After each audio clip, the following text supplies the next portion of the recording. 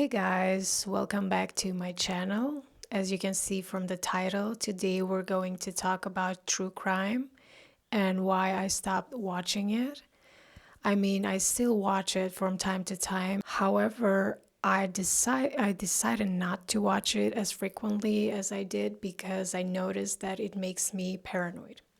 So that's one of the reasons why I stopped watching it. I will discuss the other reasons why I think we should all stop watching true crime podcasts and videos. Not like stop watching them altogether, but like reduce our watch time because I seriously think that it's affecting our mindset negatively. Now, I was very interested in why are we so fascinated with the true crime stories, and after doing research, I realized that it's for a few very like justifiable reasons, especially for women.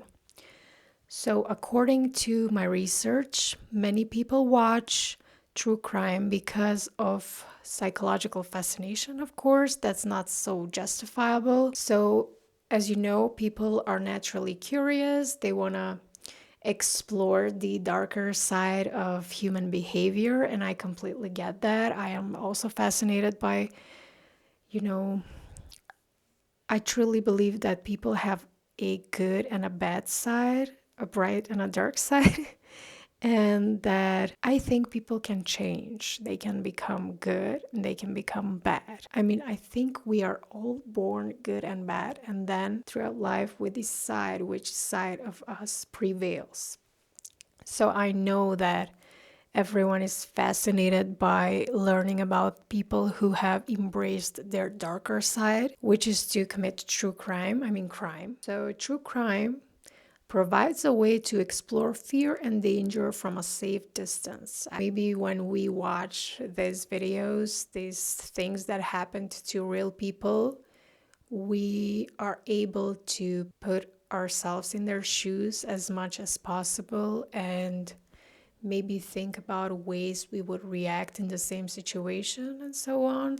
So I get that we can experience danger from a safe distance. So the next reason why people watch true crime is what I was also suspecting, which is survival instinct. So many people, especially women, see true crime as a way to learn how to spot warning signs, avoid danger, or protect themselves.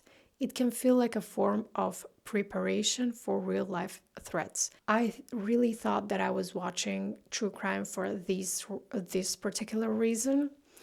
I thought that if I watch what happened to others, if I hear about their stories, how they reacted, what they did, what they didn't do, I would be able to, defend myself better in situations in the future, in similar situations. However, as I've already mentioned, that made me very paranoid. I became a very paranoid person. I wasn't like that. I was very positive. And I think that this did not come from watching true crime only, but it was definitely playing a part in the way I started viewing the world. I don't know. I think that when we watch these videos and when we hear these stories, we actually forget that it happened to someone. That's why we leave bad comments under the videos, like negative comments. That's why we victim blame sometimes. For example, when we watch true crime videos, not me. I know that some people, when they watch true crime videos about, for example, prostitutes that got murdered,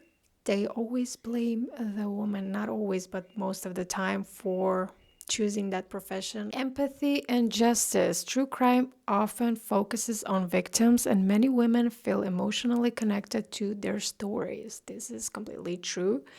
I started watching true crime when Chris Watts unalived his family. So that was one of the the bigger cases that I was interested in. And from then on, it was a roller coaster. I discovered all these true crime podcasters and YouTubers, and I became consumed by this niche. I don't know why.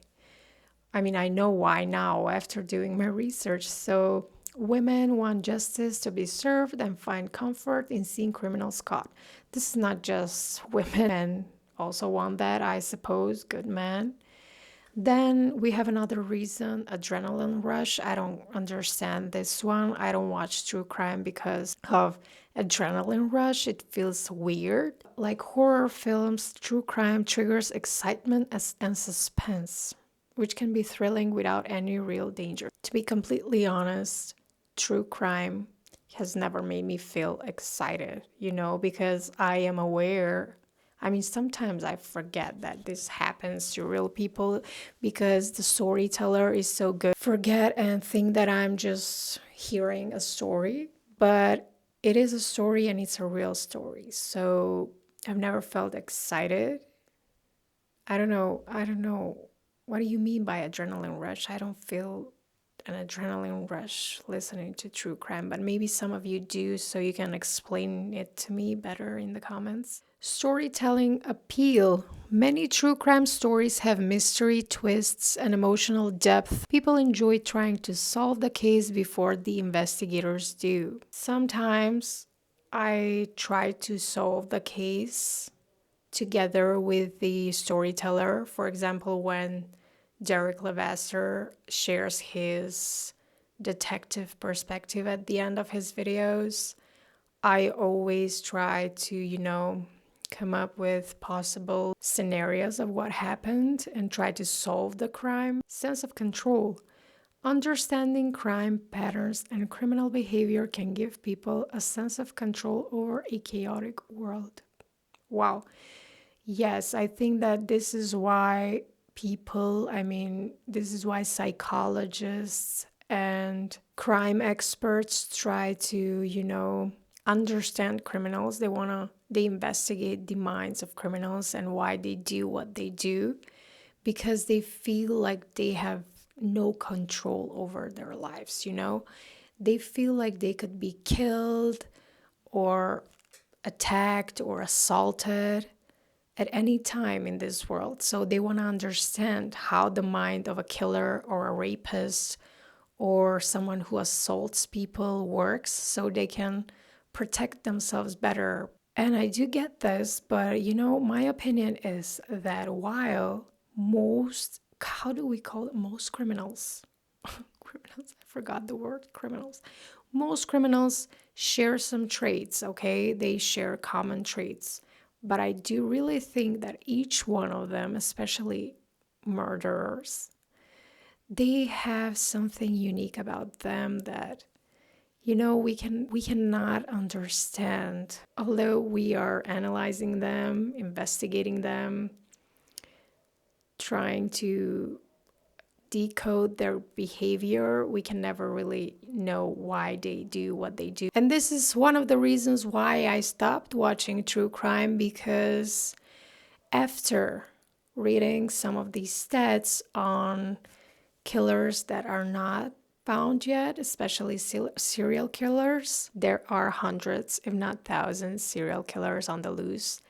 And that realization makes me feel devastated. That's why I will never come to the United States, because you have so many criminals on the loose that are not caught yet. You have so many unsolved murders. So I don't want to get myself killed. And I am one of those people with bad luck that would get killed if I come to the US. So I'll never do it.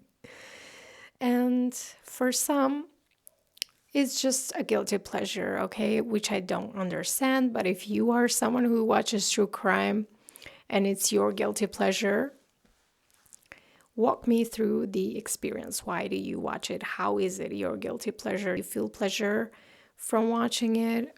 How does that work? I don't get it.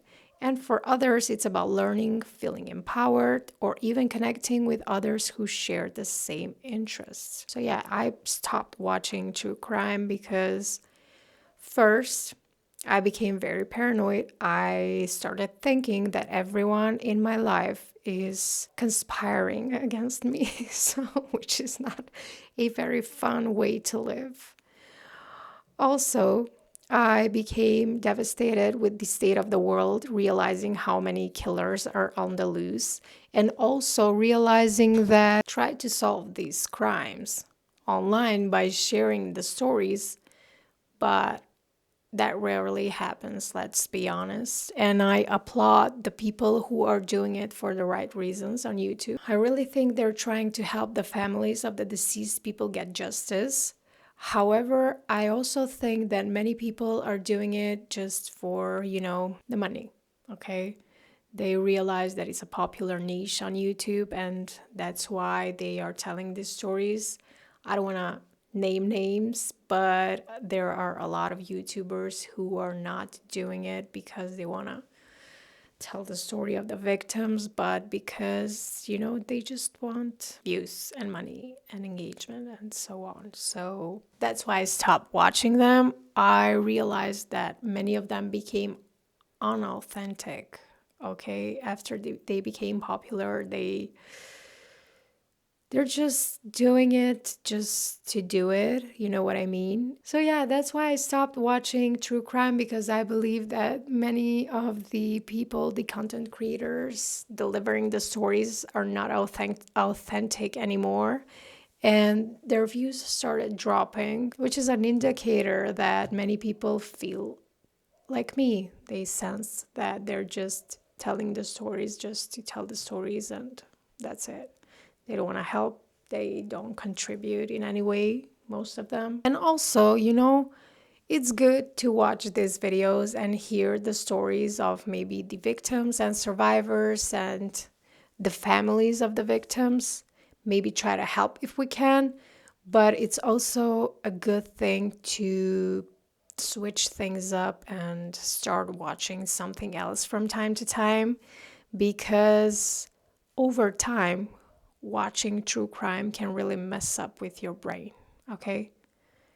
It can make you feel depressed, you will lack hope, you will feel hopeless and devastated, and, like just we're all gonna die. That was all for today. Thank you for watching. Please like, subscribe, comment for engagement, and see you in my next one. Share in the comments, do you watch true crime? Who's your favorite true crime creator? So, bye.